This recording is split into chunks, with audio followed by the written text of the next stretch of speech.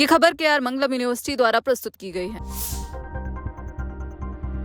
अगर आप भी केंद्रीय कर्मचारी यानी कि सेंट्रल गवर्नमेंट एम्प्लॉय हैं या सरकारी नीतियों पर नजर रखते हैं तो ये खबर आपको चौंका सकती है।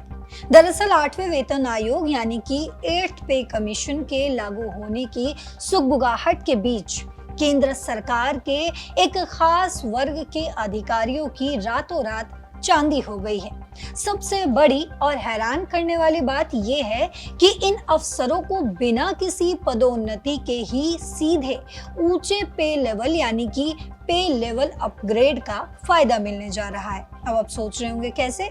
दरअसल कार्मिक एवं प्रशिक्षण विभाग यानी DOPT ने 26 मई 2026 को नॉन फंक्शनल अपग्रेडेशन यानी कि NFU को लेकर एक नया ऑफिस मेमोरेंडम जारी किया।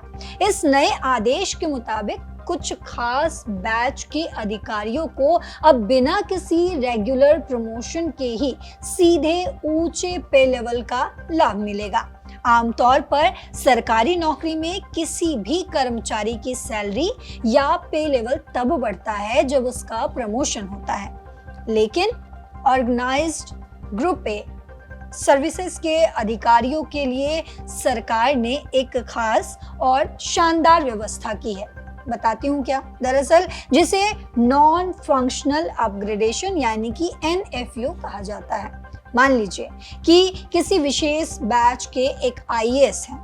IAS अधिकारी को केंद्र में जॉइंट सेक्रेटरी के पद पर प्रमोट कर दिया जाता है।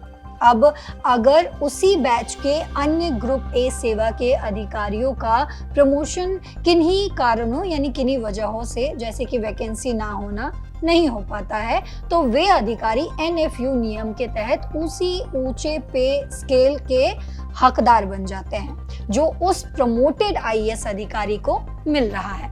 यानी पद भले ही पुराना रहे लेकिन सैलरी बड़े पद वाली ही मिलेगी।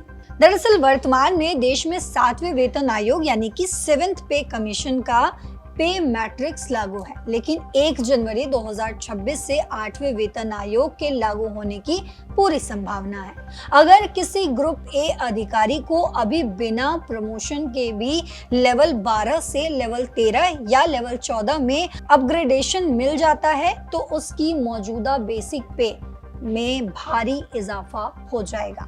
इसके बाद जब 8वें वेतन आयोग का नया फिटमेंट फैक्टर लागू होगा जिसे 1.92 के आसपास रहने की उम्मीद है तो उनकी नई सैलरी में छप्पर फाड़ उछाल देखने को मिलेगा।